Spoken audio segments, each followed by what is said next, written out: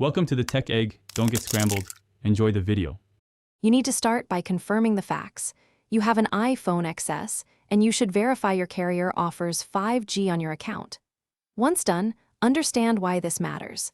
The XS lacks a 5G radio, so it cannot connect natively to 5G networks.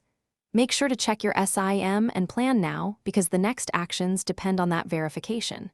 If you want 5G speeds, prepare to use a 5G-capable device or a 5G hotspot, instead of relying on the XS itself. Once you accept the hardware limit, choose an alternative and follow through.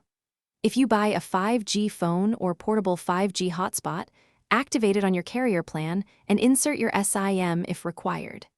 If you use another 5G phone as a hotspot, turn on personal hotspot, set a strong password, and connect your iPhone XS to that Wi-Fi network. Make sure APN and tethering permissions are enabled on the host device because they control data routing and speed.